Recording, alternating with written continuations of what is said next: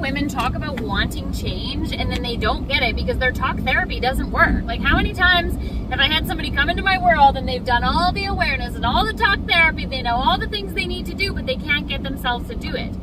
That's because you're missing a very important step, which is rewiring your brain. It's like taking somebody who's like deeply, heavily addicted to something out of the circumstance to become no longer addicted and then putting them right back into the same situation again. That's why they relapse. You can't keep trying to force yourself into your goals when you're operating from the same brain. You have to rewire your brain, and it's way more simple than you've been taught, and it doesn't require hours of meditating or fucking a talk therapy session every week. What it requires is rooting your habits and your goals into your identity and taking tiny little micro actions towards whatever goal it is you want to go towards, right?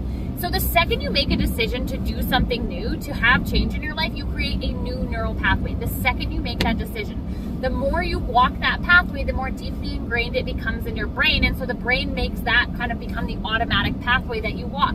Your brain has one job: to keep you alive and conserve energy. That's why you go on autopilot. That's why we have all these subconscious loops kind of running the show. So what you need to do is focus on that goal and take tiny little actions. And the missing piece here is the celebration. When you take a tiny little step towards your goal, you have to celebrate it like you just won $1 million. Like, you have to make such a big deal about it, so you activate the reward center of your brain so that your brain's like, let's keep doing this. Let's work towards our goal. Let's start the business. Yes, you purchase your domain. Maybe that's the tiny little step you take. Celebrate it like you've already made your first $500 online, like you've already helped your first few customers. Keep doing this in repetition, and that is how you make change stick. Not by talking about it. I hope this helps.